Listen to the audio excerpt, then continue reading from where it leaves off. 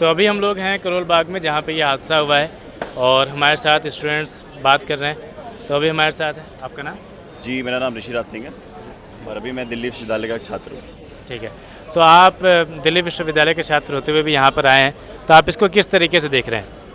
जी, ये जो हादसा परसों रात को यहाँ पर हुआ है, वो जो हमारे छात्रों के साथ अन्याय हुआ है, ये एमसीडी, आप चाहे केजरीवाल की सरकार ले लीजिए, चाहे एमसीडी ले लीजिए, ये मेरा मानना है कि ये सब इक्वली इन्वॉल्व है। ये महीने की 1 तारीख को आते हैं, अपना घूस लेते हैं और चले जाते हैं। बेसमेंट में पार्किंग बननी चाहिए, बेसमेंट में लाइब्रेरी बनी हुई है। ऐसे कई चीज़ें अब सामने आ रही हैं खुल के। अभी कुछ दिन पहले नीलेश राय करके अपना एक भाई था, उन्होंने प्री निकाला हुआ था। वो कोचिंग सेंटर से अपने घर की ओर आ रहे होते हैं, अपनी कॉलोनी का गेट खोला और मुझे लगता है आपने भी देखा होगा, वो वहीं पे करंट से चिपके रह गए, उनके ऑन द स्पॉट डेथ हो गई। उन्होंने प्री निकाला था। उनकी माताजी का ये स्टेटमेंट था सदमे कि अब मेरा बच्चा आईएएस नहीं बन पाएगा। उसी समय एमसीडी को एक नोटिस गई थी। हम लोग ने यही उस टाइम भी यहाँ के लोग, हमारे स्टूडेंट्स ने मांग रखी थी कि यहाँ पर वाटर लॉगिंग की बहुत समस्या आ रही है। और आप भी देख सकते हैं कि उस दिन की भी जो वीडियोज़ आप देखेंगे, पानी 3 से 4 फीट तक यहाँ पर जमा हुआ था। उसके बाद भी एमसीडी द्वारा ना यहाँ पर वाटर सकिंग पंप लाए गए या किसी भी चीज़ की कोई भी सुविधा नहीं कराई गई। और अचानक से वो जो पानी जब बेसमेंट में जाता है तो हमारे स्टूडेंट्स वहीं फंस जाते हैं। कुछ बाहर आ पाते हैं, कुछ को एनडीआरएफ की टीम निकालती है, लेकिन कुछ की निंदनीय घटना से डेथ हो जाती है। तो मतलब इस चीज़ को, दिल्ली में हम हैं, ये भारत की राजधानी, और राजधानी में ऐसा इंसिडेंट होना, ये पूरे स्टूडेंट कम्युनिटी के लिए, सबके लिए एक शर्मनाक बात है। ये भी कहा जा रहा है कि स्टूडेंट्स ने इन्फॉर्म किया हुआ था एमसीडी को बहुत पहले, उसके बावजूद ये घटना हुई। तभी आप लोग, मतलब जो प्रोटेस्ट अभी चल रहा है, तो इसको आप लोगों की क्या मांग है? मतलब कोई चीज़ आप लोग मांग लेकर के चल रहे हैं कि अगर ये हो जाता तभी हम लोग मानेंगे? अब हमारी पहली मांग तो है कि आप वो मासूम जान वापस कर दीजिए।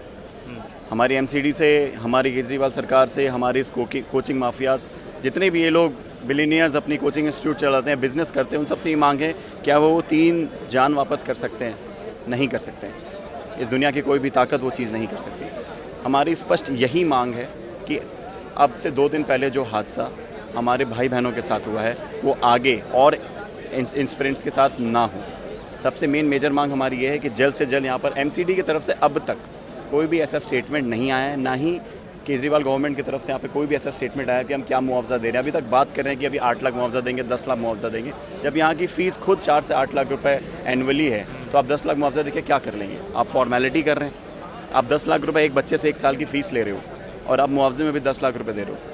तो ये बहुत ही शर्मनाक बात है कि जिस तरीके से इस चीज़ को डील की जा रही है, यहाँ पर चीज़ों को लाइट किया जा रहा है। कल यहाँ पर हमारे कुछ स्टूडेंट्स वहाँ पर प्रोटेस्ट कर रहे थे मेयर हाउस के बाहर, उन पर लाठीचार्ज की गई। तो ऐसी ऐसी चीज़ें साफ एक डायरेक्शन में ले जा रही हैं कि इस मुद्दे को जल्द से जल्द दबाया जा रहा है। पर यहाँ पर दिल्ली का छात्र, करोल बाग का छात्र और दिल्ली में उपस्थित किसी भी अन्य यूनिवर्सिटी का छात्र भी अपनी छात्र कम्युनिटी, अपनी स्टूडेंट कम्युनिटी के लिए यहाँ पर खड़ा है, यहाँ पर बैठा है और तब तक संघर्ष करेगा जब तक हमारी बेसिक सी मांगे हैं कि यहाँ पर एक इंक्वायरी बैठनी चाहिए।